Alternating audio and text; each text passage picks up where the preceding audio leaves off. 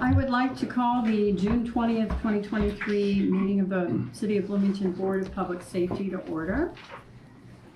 I certify that we conducted an executive session today, June 20th, 2023 at 5:45 p.m. and the topic of discussion was limited to receiving information about current employees. No final actions by the board were taken.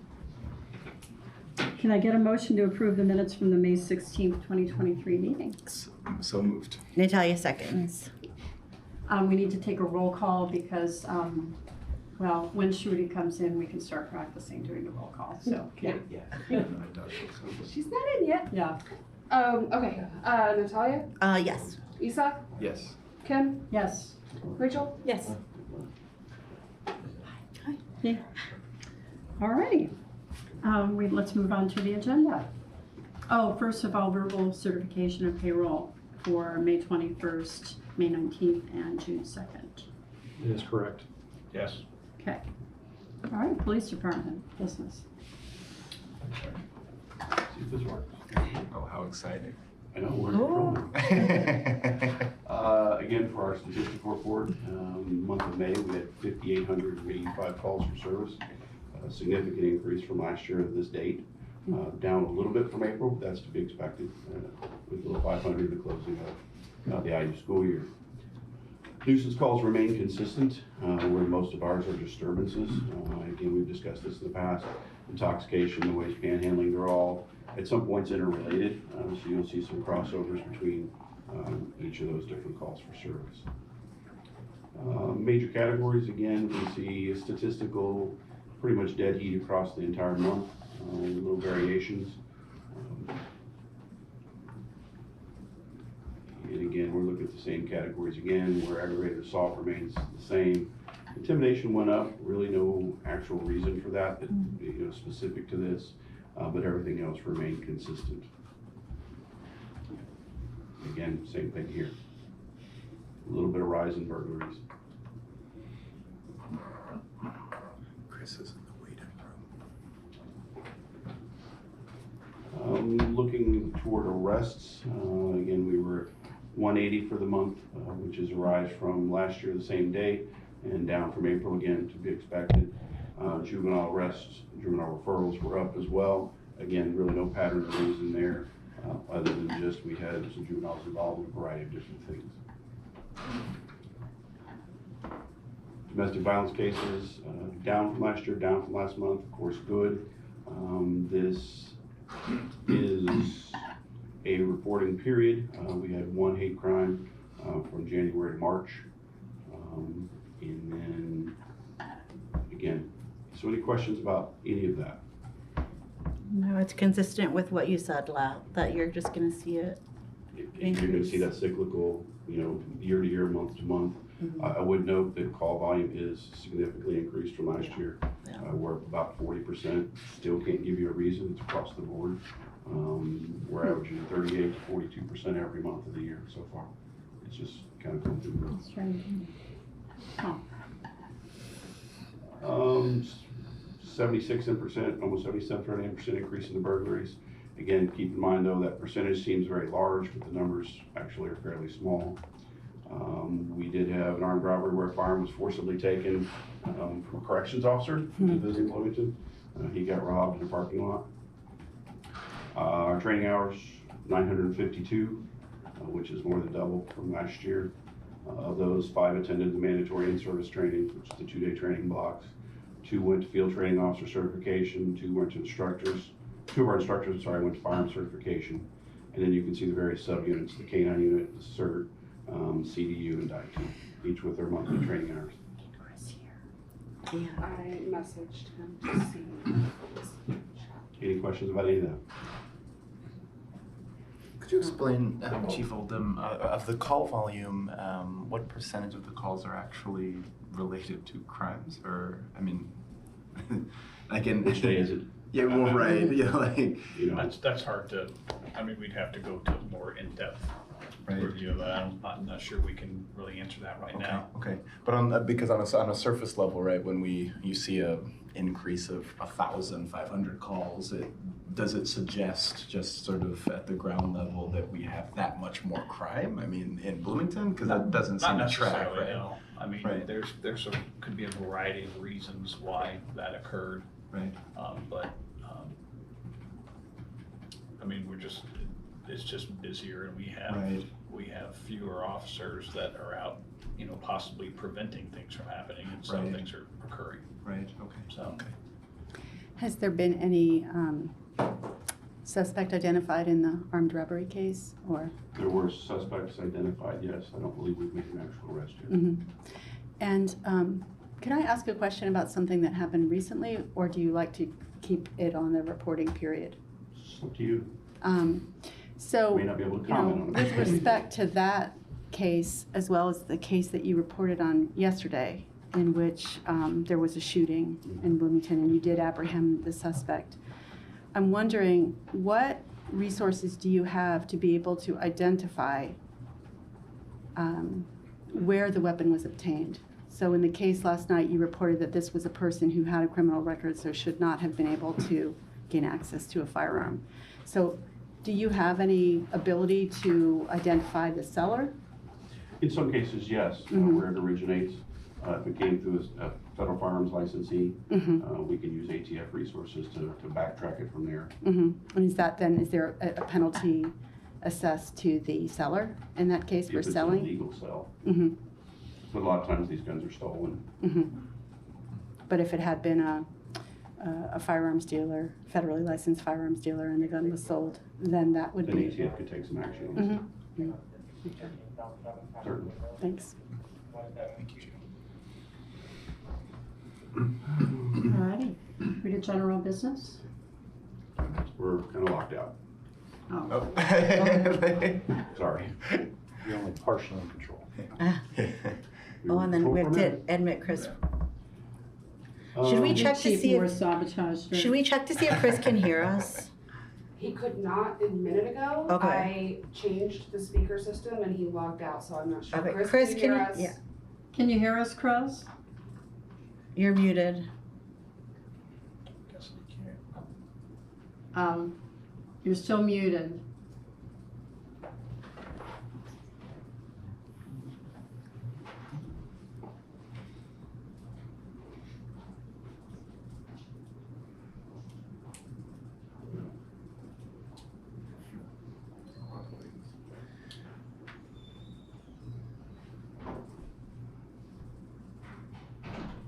Can he unmute himself? Like, is he a co-host?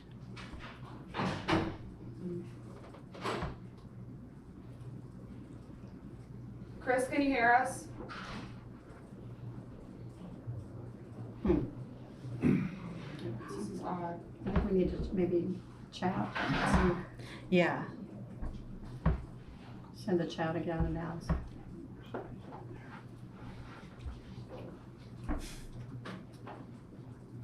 He's on. Is not in this meeting.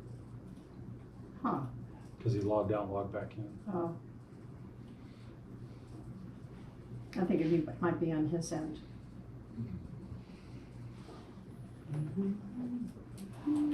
Maybe we can see if the person who just joined. Is he in a place, Oh, but it's him. spotty cell phone?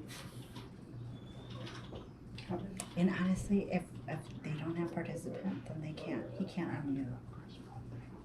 If he's not like a co-host. They have real high security on. No. No.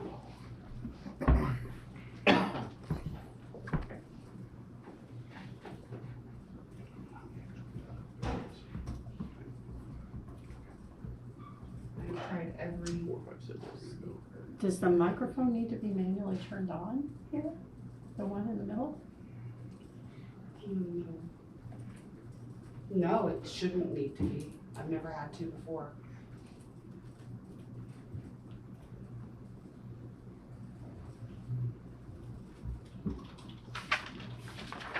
Can you hear us now?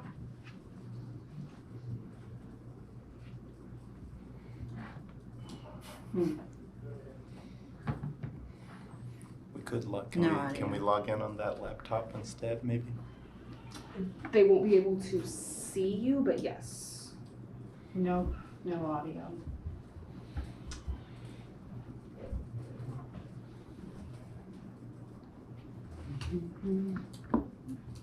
We get to. Who was Sam Dove? Community member. Community member.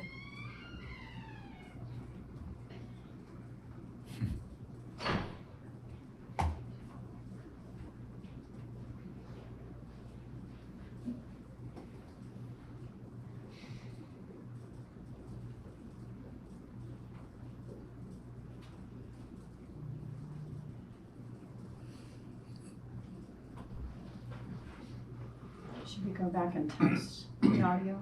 Are you able to hear us now? Can you hear me now? Okay, yeah, that's what I thought. Yeah, if you could let him know, we'll proceed. Oh,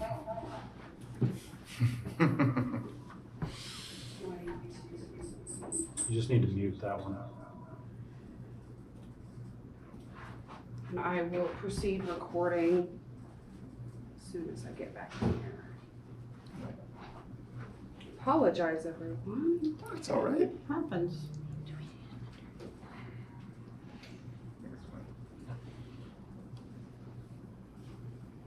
And let me bring the PowerPoint up on here so that I can share it with them as we go along. Okay.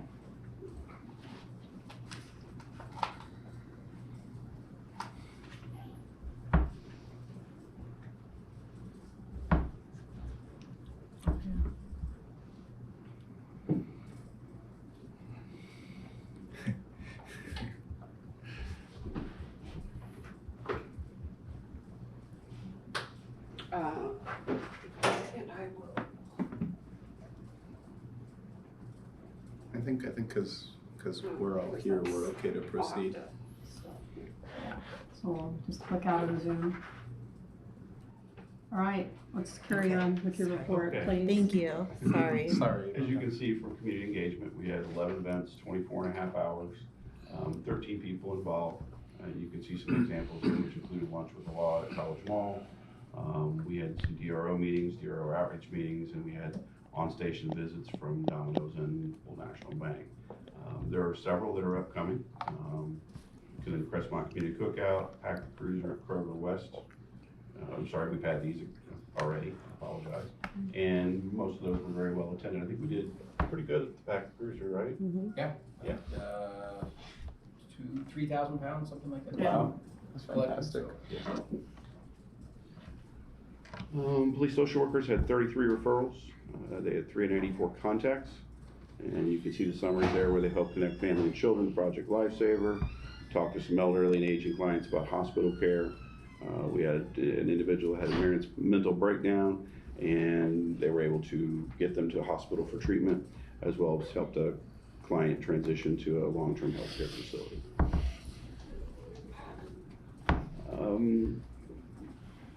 So again, if you will look down through here, you'll see some ones that the community service specialists were able to assist us with. Some ones actual report taking, sometimes they were there to block traffic, sometimes they were there to do other things. So And that's year-to-date numbers? year-to-date numbers, the 2,000 numbers. Thanks. Conducting a lot of our extra patrols for us, that's the bulk of their work, so being seen in the area. As far as letters of appreciation and commendation, we had a couple this year. Come on. Yeah, That's we did. I was very excited to read Jamie didn't even them. write them. As far as their night shift with the help of a couple other agencies, took an individual into custody for a burglary at a College Mall. He was armed with a handgun at the time when that occurred. And that was related back to some other crimes that had happened the day before downtown. They were able to apprehend him without any issue. And then mental health awards. We had several of our employees, both sworn and civilian, involved with this, where they were each presented awards for various things they had done for the community that benefited the mental health of the community. That's wonderful. Mm-hmm. You see some of the nominees there, which included Officers Britton and Crozy from our department, Sergeant Cruzy from our department. Wonderful. And then Sergeant Ramos was awarded the Officer of the Year from the Northside Exchange Club this year for her exemplary service as a downtown resource officer. She also manages the community service specialist and really takes a lot of time and effort to work both with the community, with department members, community members as a whole. Just goes above and beyond, and the chief nominated her, and that award was accepted and rendered to her. That's wonderful. General business. So I would like to talk to you a little bit about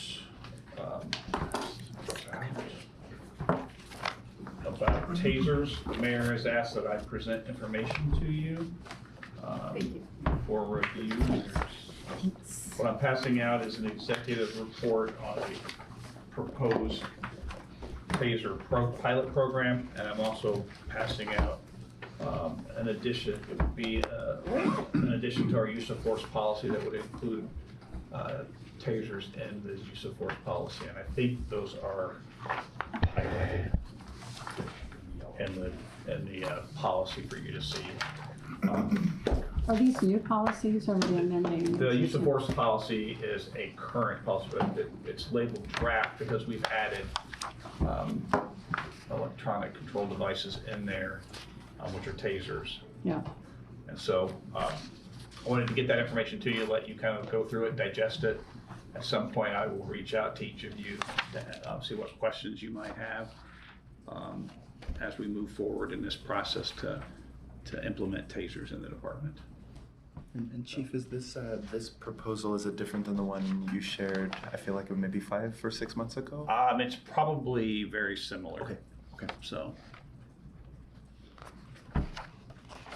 And what is the time frame for putting this into place? We would like to do it fairly quickly, so I will probably reach out before the next meeting, and then we can discuss it a little further at the next meeting. So by the end of July? Hopefully, yes. Okay. And then this may be a question for Chris, but asking all the same, I mean, what other just general input you'd like from us, or? Yes. And do we need to make any decisions about any of this, or? No, it's a policy. Yeah. Great. It's just a policy update. Awesome. So Awesome. Thank you, sir. I just wanted to make you aware of it. See what questions you might have. Awesome. Thank you so much. What was the impetus right now for this?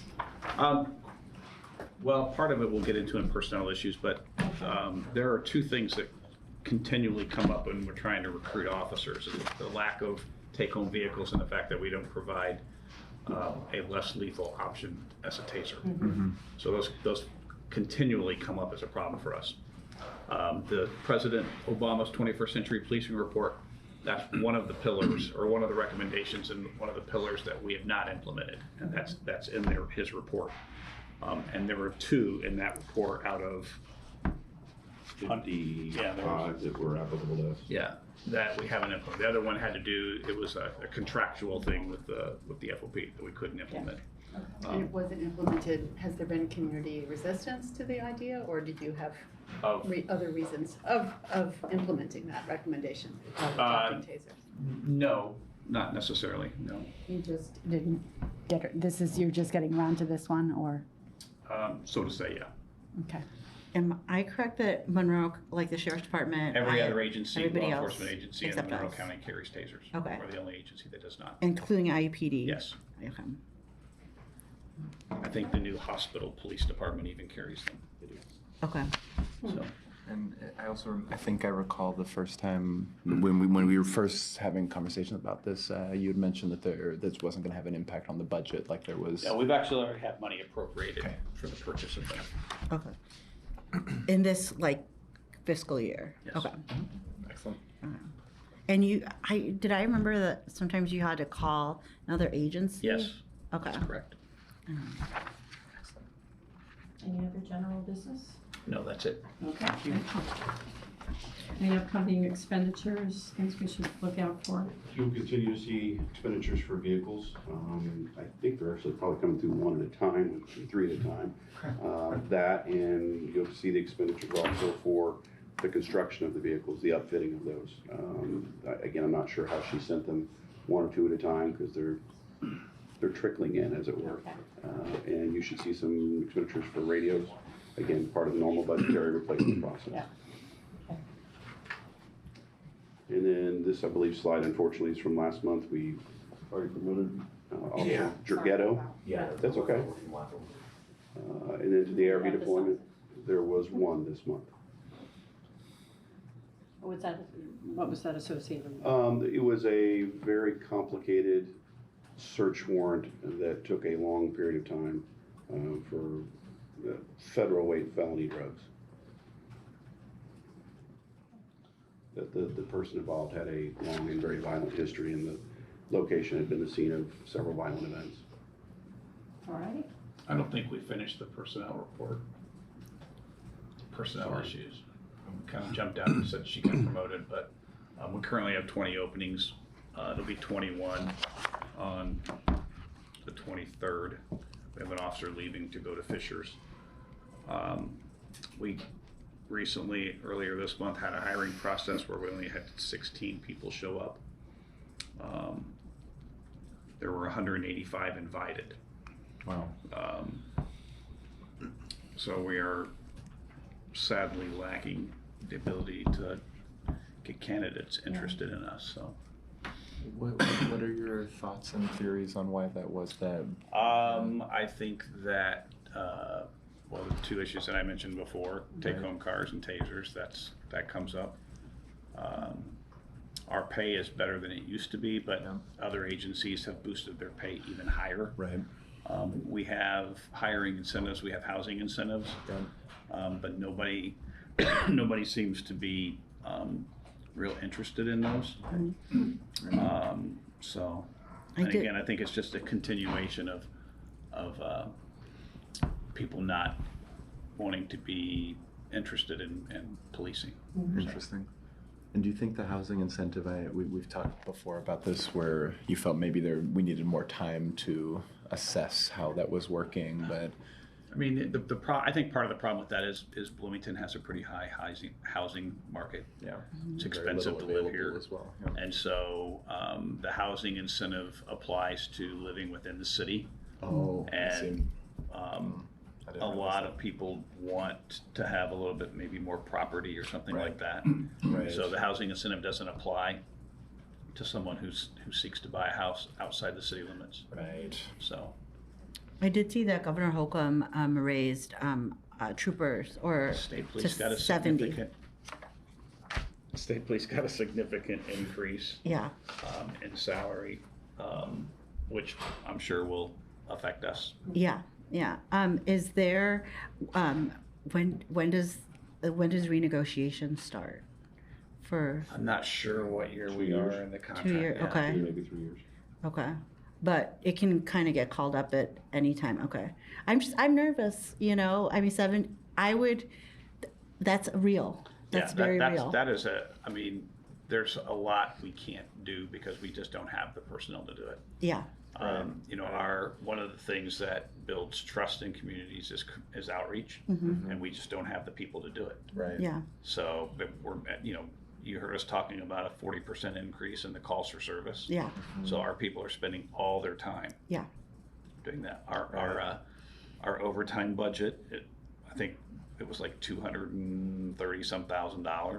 We're already at $600,000 this year spending for overtime. Yeah.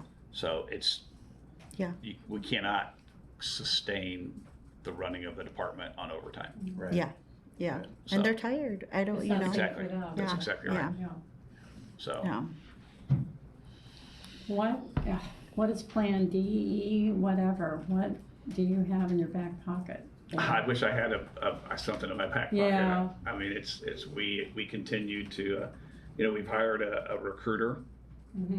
He just he helped a little bit with this first process, but we're in crisis mode. We have real issues that we need to address with hiring that, you know, we've been down this many people for a long time. You know, and before our calls were relatively low, but we are seeing this trend of huge increases in the calls for service that we're getting, and we just it's gonna get to the point where we're gonna say, we can't come. We Yeah. don't have anybody to show up. Yeah.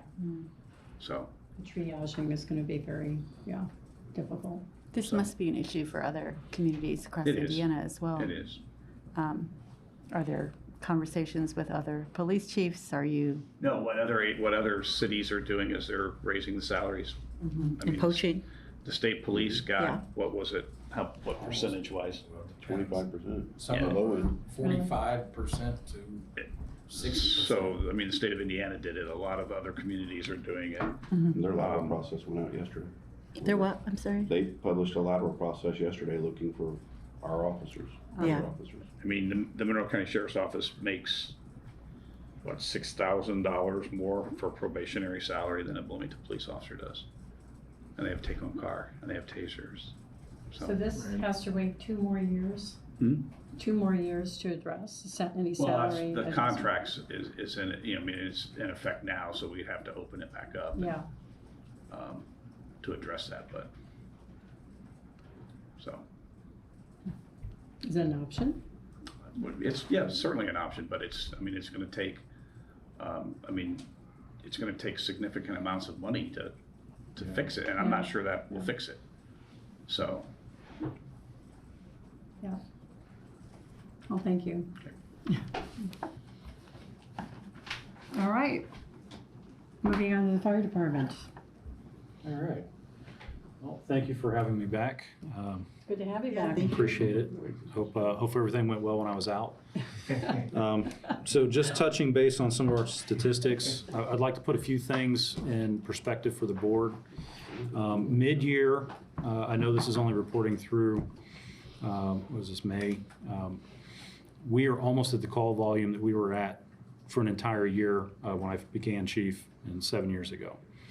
So when we say the major increases, this is not just police, it's not just fire, the ambulance service, it's the 911 center. We're all feeling a lot of pain from these increases. I will point out there's a few things. I don't know how we seem to be capped around that 600 is the most, but we're seeing us constantly set new records, and they're not good ones. Most calls, most vacancies, those are not good things. So I did want to point that out just as a perspective of kind of like what Deputy Chief Oldham said, is it's not a rhyme or reason. It's not like just one call type. It's just more of everything. With IU, you can see that they're kind of on track. Students are out, so we have that nice little dip that's coming, which will be nice. You'll have to forgive me on the major incidents. Those should have been removed. Those were already discussed.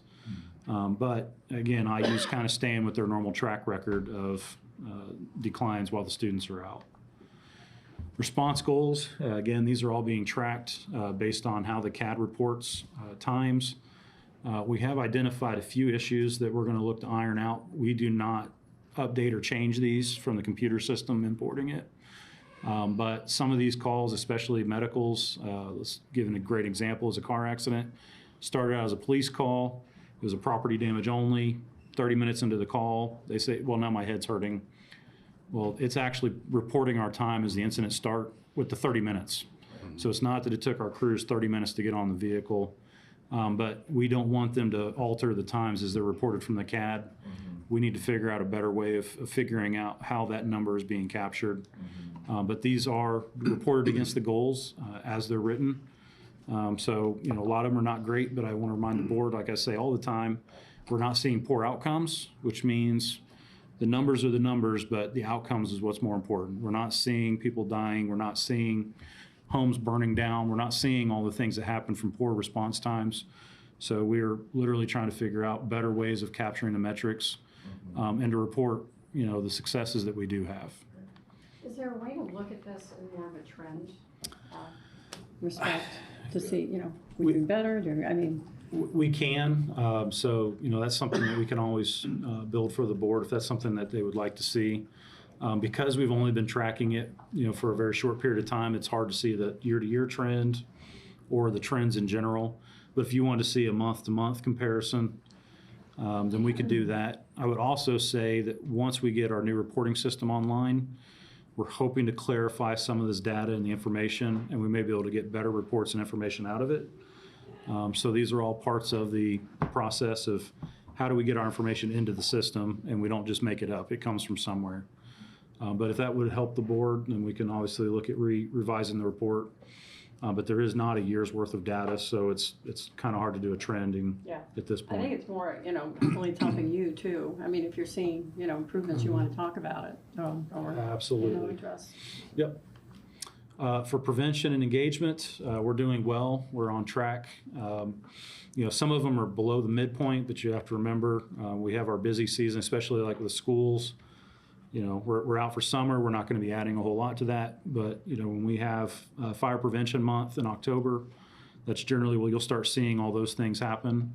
The smoke detector and battery installs, we've always kind of been on an at-request basis.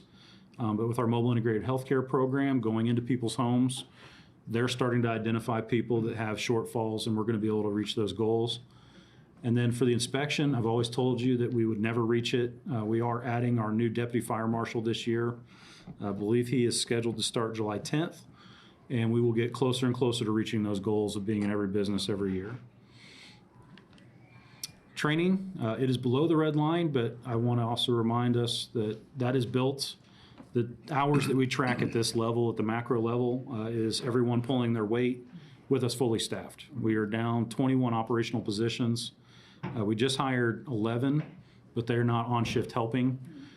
So we're actually well above our actual goal, which is X number of hours per employee. So the firefighters that are here, you can see with us being down almost 20% of our staff, we're still getting really close to our goal as is. So that's just a testament to the hours they're putting in. We have a lot of people stepping up and getting their driver's training. So we have a command appointment called engineer. That's someone who can drive and operate the large vehicles when the main driver is gone. We also have sergeants, which is the acting officer when their captain is out. We have a lot of people stepping up and doing that training to be able to do those jobs. So for our mobile integrated healthcare, things are staying fairly consistent. Their total number of active clients seems to be slightly climbing. We've almost hit a really nice balance point of we have people, what we assume or what we call graduating the program as we're bringing more people on. So that won't just keep going up. As people get permanent help, as they stop calling us, it's kind of a mutually agreed upon that we say we feel like you're good, they say we feel we're good, they've got the support they need, and we discontinue. The average visits per client is going up a little bit, which is showing us that some of the issues they're dealing with are more complicated. The estimated 911 calls diverted, we have to figure out a better metric. Their initial program that they built was for the super users. Mm-hmm. So those are the people that we were going to in excess sometimes of 10 times a month. They are actually engaging in services essentially sometimes even on the first time. So our crews are really embracing it. They're pointing out like, hey, we feel this would be a good candidate for your program, and we're not going there 8-10 times before they're engaged in the program. But we are also starting to look at trends of people that didn't have medical care. They were equating to X number of calls a month. So there's other ways we're going to try to figure out. This is a new program. The metrics of success were built on no foundation of knowing what it could do. But I did want to point out that one, why you see zeros is we're getting to people before they become issues now. So we're not seeing those calls diverted necessarily. Some of the things they really wanted to point out, I love going over the wins. Bedridden patient was provided a care 2 weeks ahead. That comes directly from that at-home televisit. So if you've ever tried to use those, the doctor, you get online or you call them and they say, tell me what's going on, and there's not a whole lot they can do, right? There's a few medications they can prescribe others. But us being there, we can be the eyes and ears for the doctor. They could say, hey, what does the chest sound like? What is the blood pressure? What are these things? We can facilitate those, and by doing that, this person actually got medical orders for in-home care, all types of other things, and they definitely would not have been okay if we had not engaged in services. Other ones, you see where we help people get their VA benefits, and then we also have one for the respite care so that the family had their 2 adult sons could participate in the Special Olympics. So again, this program is paying off in dividends and lives saved. It's also paying off in dividends and improving quality of life and access to medical care that some people in our community otherwise would not have had. So any questions on the statistics before we get into the letters of appreciation? That's amazing. Really life-changing for those people you helped. Yep, absolutely. I think we've got a few. Obviously, we get welcome thank you cards all the time. Not as often as the police, but we do get them. I found out actually most of them go directly to the stations themselves. So we don't always get them and scan them and put them in here, but the fire stations do have pictures with handprints and thank yous and drawings and all that. That they did? Huh? That they did? No, I think the police, we get finger paints out and they help us. Sorry. And then we also have one here. We had a fairly large fire. It was caused by a lightning strike, and they were extremely pleased with the response and how everything worked out. So that concludes that for our letters of appreciation. Excellent. Thank you. Thank you. And to your team that's here, that can hear us. Thank you. Yeah. So general business, we do have Station 2 kitchen remodel to start in July. Stations 1 and 3 are in preliminary processes with architects and engineers. Can I put one thing on that? Station 1's well beyond the due diligence phase. We're at around 75% design. The only things left to be signed off on are by our construction manager. We do anticipate those meetings to happen in the next 2 weeks, and then that would fast track to 100% design. We also already have bid documents drafted, ready for these last decisions. So we're hoping to break ground within the next month on the remodel of Station 1. Station 3 has done the due diligence as far as the zoning. Can we build? Can we expand? All that's done, and we are in what they refer to as programming, determining how big the station needs to be within our budget. And then from there, we'll get crew feedback and then start with the actual design of that station.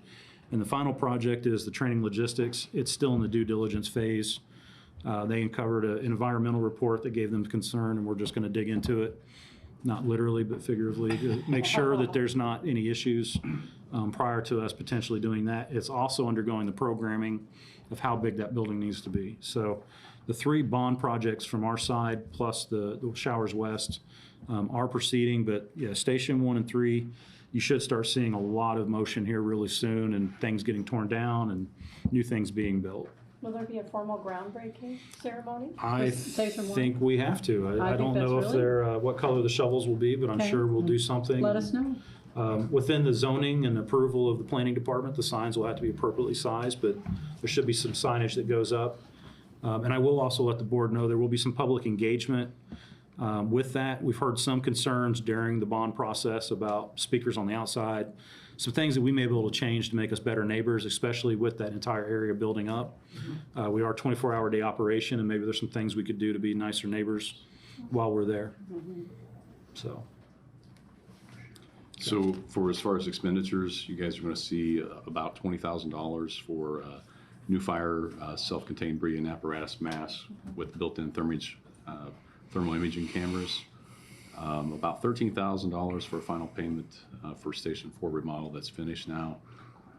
And approximately $33,000 for pension physicals for new recruits for the fire academy. and the 2 MIH vehicles. And the 2, yeah, you're going to see About $52,000 for 2 vehicles for the mobile integrated healthcare program. Yep. Personnel, we wore down 21 firefighters. We did hire 11 that just started EMT course for the recruit class. They're currently going through that EMT class. We have 11 additional firefighters that we plan to hire between next week and the 2 weeks after that, bringing us at least preliminarily to full staffing once that recruit academy is complete. And then we do have 2 promotions. Yes. And we do, I just want to mention, just in the public meeting, one of the promotions is an awareness of the board. It is a mayoral appointment, chief appointment, but we do want to recognize it in the public meeting. The other one is under the purview of the board, which is why there's only one promotion listed on the agenda, but we would like to do both in front of the board. All right. Can I get a motion to promote Joshua Blackwell to the rank of captain effective June 19th, 2023? So moved. Natalia seconds. Actually, we need to take a roll call vote. Yeah. Kim, Yes. Natalia, Yes. Isak, Yes. Rachel, Yes. Motion carries. Can I get a motion to reinstate Jamie Hodges in the Bloomington Fire Department as a probationary firefighter, effective June 26, 2023? So moved. Sorry. Natalia seconds. Have a roll call vote. Kim, Yes. Rachel, Yes. Natalia, Yes. Isak. Yes. All right. That motion carries as well. Congratulations. Thank you. And then we'll do the meeting afterwards. Yeah.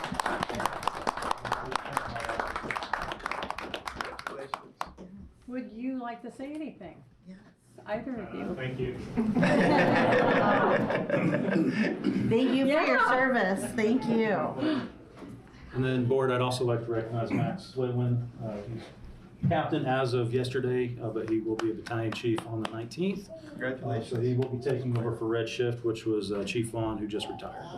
Thank you so much for your service. Thank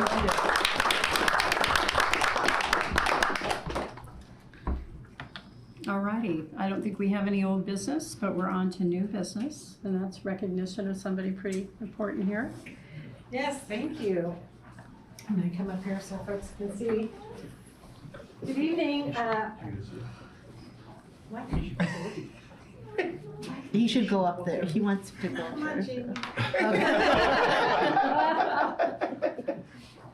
Get out the cameras. Come on up. Well, while he walks up here, good evening. I'm the deputy mayor, Mary Catherine Carmichael. This guy now I might have met before. I don't know, many years. I don't remember not knowing you, actually. But this is a bittersweet moment. We want to recognize Jamie. We don't want him to go, but he is going, and so we want to, before he gets away, we want to thank him for everything he's done for us. If I get through this without crying, it's going to be a miracle. But I do need my glasses. I just realized I don't have to wear glasses. So this is going to go ever so much better if I can actually read this. So I do also bring greetings from Mayor Hamilton, who's traveling. So I get to be here. I'm so happy I get to be the one to do this. This is such a treat for me. So thank you. We have prepared a proclamation honoring Jamie, and it's not super long, so I'm going to go ahead and share it with you this evening. And thanks for bearing with me. And this man deserves this honor, so it's my delight to read it to you. Whereas, these have a lot of whereases, just prepare. Whereas in 2001, Jamie Washell joined the Bloomington Fire Department as a third-generation firefighter, beginning his long and dedicated service to our residents as a Bloomington firefighter. And whereas, over his eventful career, Jamie has fought fires and protected public safety as a firefighter, firefighter first class, sergeant, captain, and since 2015 as deputy fire chief. And whereas Jamie has served under 3 mayors, Mayor John Fernandez, Mayor Mark Cruzan, and Mayor John Hamilton.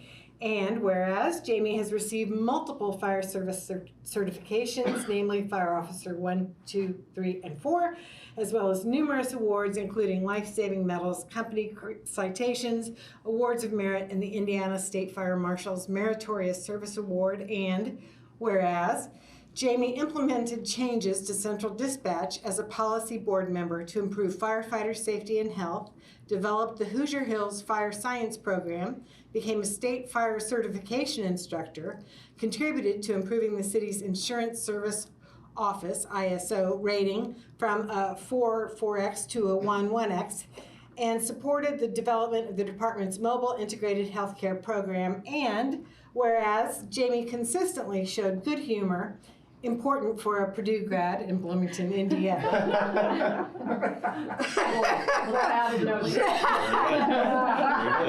Showed a sense of camaraderie, a spirit of service, and a dedication to his community. And whereas Deputy Chief Jamie Washell has left a lasting legacy, don't look at me, that honors his family's long-standing contributions to our community. That's right. Now, therefore, I, Mary Catherine Carmichael, acting mayor of the city of Bloomington, do heartily congratulate, and I do, Jamie Washell on his long, dedicated, and successful career with the city of Bloomington's fire department. Thank him for his faithful service to this community, and hereby proclaim June 20th, 2023 as Jamie Washeld.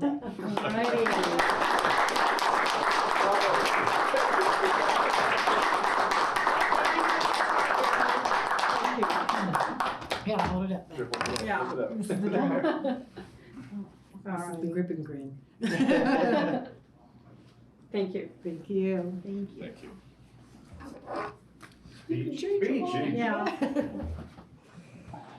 Thank you. Yeah, yeah, 23 years, almost 23 years. This is, I'm gonna miss this place. It's been home. And I'll always be a Bloomington firefighter. And so, thank you. Yeah. Appreciate it. We also wanted, yeah, sorry, go ahead. We want to recognize your family who has been so supportive. Are they here with you today? They're not. They They're aren't? not. Okay. My wife is a nurse. She's working late. Yeah. And my daughter is studying to be a physician's assistant. She's at Butler. And for Father's Day, I moved her in. So, but she's doing great in school, Okay. and so they've been very supportive. Well, please let them know we thank them and their support I of will. you. I will. Yeah. Thank you. Thank everybody. you. Thank you. Even better, Jamie. You want to send any of those firefighters from Greenwood? Yeah, more stuff. More stuff? We're gonna do this after the meeting or during the session meeting? At the purview of the board. Oh, we could do this I now. think this is the last thing. Do it. This is early morning. All right, I'd like to invite Josh Blackwell and his family up.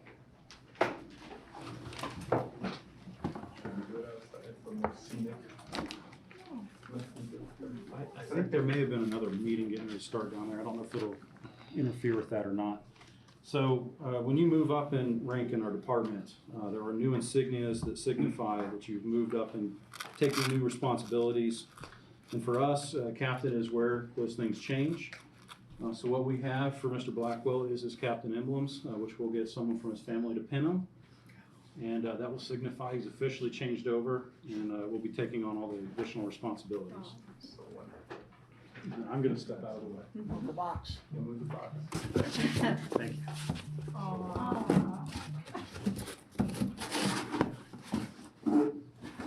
Good job.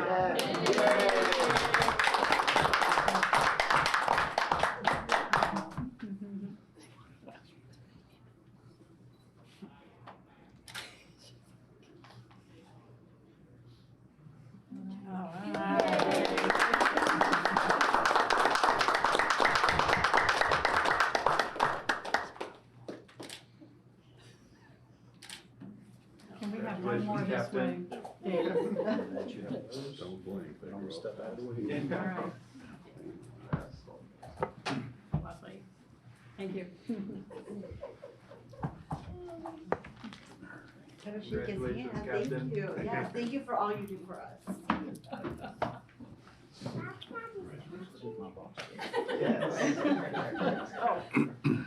We'll shake later. Can I have that? Yeah. All right, and then next I would like to invite Max Litwin up. And of all the changes you make in your career, as soon as you put on the white shirt and you become one of us instead of one of them, it is actually a difficult transition. But Max is well prepared. He has proven himself very capable. And then this is also the change in our department, if you'll notice, where we went from silver to gold. It just signifies the increased responsibility. And then we'll have his new badge pinned, and I also have collar brass. But I'm going to save her the trouble of trying to figure out where those go on the uniform. Thank you. I practiced a little bit, but. Good.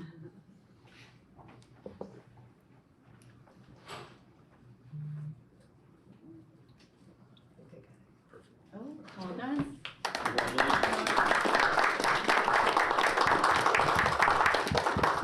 Thank you. Thank you.